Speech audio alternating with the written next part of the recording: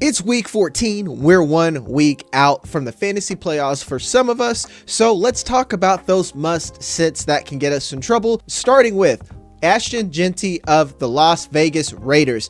They're awful. They're terrible. And as a matter of fact, on my last video for the must starts, I talked about the Broncos being someone that you need to get in your lineup. And the reason being is just because the entire team's a disaster. I don't know if Pete Carroll is even going to be the head coach come next season. I can almost guarantee he won't be. They just fired their offensive coordinator. But more importantly, they're facing off against the Denver Broncos, like I just mentioned, who has an incredible defense. Now, Ashton Jeanty has been serviceable, but he's not been nearly worth the draft pick that we paid for him. And now we've got this defense that has given us some of the ugliest fantasy matchups all season long, and I want no part of it.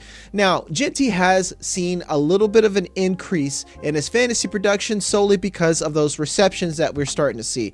Turns out a good running back like Ashton Jeanty can do a lot when you get the ball to him in different ways other than handoffs. But still, I don't trust him quite against the Broncos. And unless you are just stuck with him as your starter because of bye weeks or what have you, then I am looking to put someone else who has a little bit better of a matchup into my starting lineup. Now keep in mind, guys, if you don't have it, like I just said, you got to put him in. I'm not saying you need to put in Devin Singletary just because of a matchup, but I am saying if you do have a good stable of running backs, might let Jeanty ride the pine. Next, it's Kareem Hunt of the Kansas City Chiefs. He's been one of my favorite pickups all season long just because he's been consistent and he falls into the red zone. Moreover, he's completely taken over that backfield even as Isaiah Pacheco has stepped back in to the lineup. The only problem is they're going against the Texans, who are one of the #1 defenses in the NFL.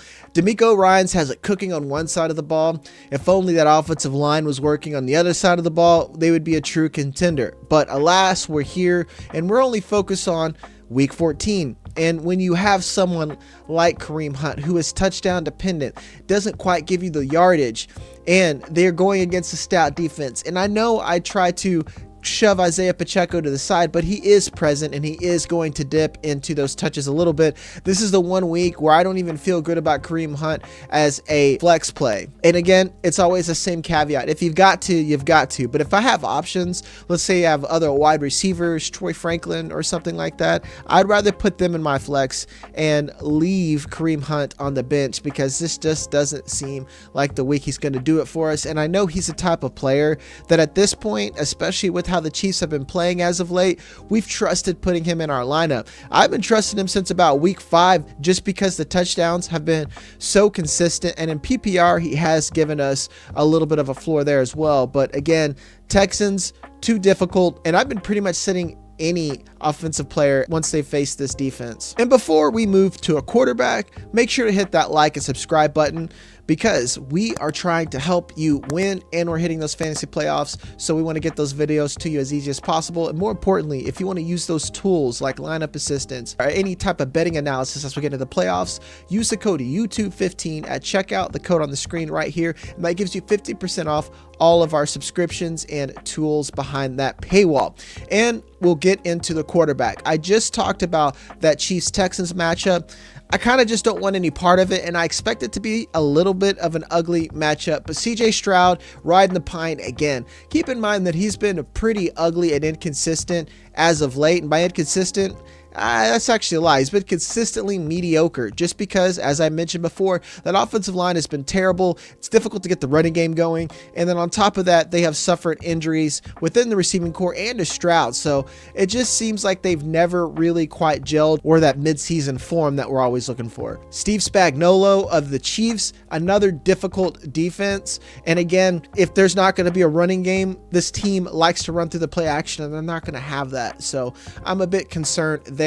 And then on the flip side, let's just keep the theme here of avoiding this matchup. Nico Collins riding the bench as well for me as my first wide receiver sit. If your quarterback's going to do bad, chances are the wide receiver is going to do bad as well. Now, he's another one who has been a consistent contributor even through the tumultuous season that the Texans have, but chances are you probably figured out something because you've had the injury troubles for the Texans. I'm willing to go put someone else into my lineup if I have the resources, or if anything, you know, you're going to get the ceremony ceremonial put Nico Collins in your flex, and it's easier to look at when you don't see 7 points in your wide receiver 1 slot when you're checking matchups on Sunday. It's just an ugly game on both sides of the ball. Unless your name is Patrick Mahomes, I don't want any part of this matchup, either on the Texans or on the Chiefs, so they are a hard avoid for me. My next wide receiver, DeVonta Smith of the Eagles. I'm convinced that the Eagles' offensive weapons can all be good at the same time.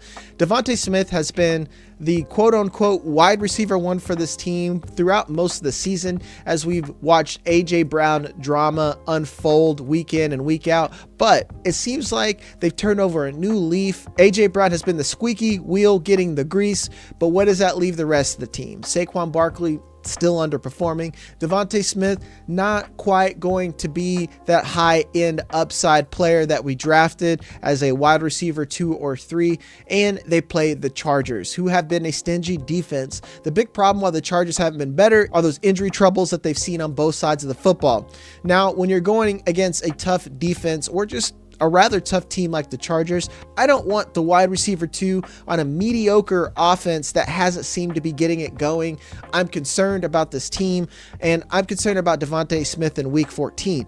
Chances are, because of where you drafted Smith, you have some options. So unless you're starting 3 wide receivers and have several flexes, you might be able to put DeVonta Smith on your bench. If not, you're going to be praying, because this is looking like another ugly matchup for the Eagles and the Chargers, who have just been stout throughout most of the season. Feels like the Chargers have either gotten blowouts or they're these 14-10 games that aren't really exciting and something that we expect on Thursday night. And let's keep in mind that Dallas Goedert has been there. He's taken a back seat over the last couple of weeks, but again, it seems like we can only get one member of this offense functioning at one time, and A.J. Brown has been the guy, not DeVonta Smith. And we'll finish it off with the tight end, Oronde Gadsden. You see how I keep doing things here? I keep playing things off the same matchup. I don't want Oronde Gadsden because he goes against the Eagles, who have those fast linebackers. I talked about this last week on the start sits videos, that the Eagles, with their fast linebackers and how they play, and especially considering the safeties they have, tight ends have been a difficult matchup. And if we're expecting an ugly matchup, I don't want the second or third option on the LA Chargers. And if they have Amari and Hampton coming back into that lineup, I at least hope we see a little bit more of a run first offense. So when we see those targets start to shift to Ladd McConkey first, and we know Quentin Johnston is at least serviceable, even though he's not the wide receiver one he started out as, Oronde Gadsden is someone that I am not having high bets on unless I absolutely have to. Now keep in mind, I do have leagues myself where I just have to start Gadsden, but if I don't, I would rather start other people. I know I said I want to avoid the Chiefs matchup against the Texans, but I'd rather start Travis Kelce than Gadsden, just because Kelce has reemerged in what could be his final season. And granted, Oronde Gadsden has been an incredible find off the waiver wire, but don't love the matchup, and I'm just kind of avoiding it altogether. But that'll do it for me, folks. Those are 6 players that you need to sit. As always, hit the like, subscribe button so we can continue to get videos into your feed. And if you want access to our website, go over to RotoWire.com and use the code YouTube15 at checkout for 15% off. Love you guys, and I'll see you next time.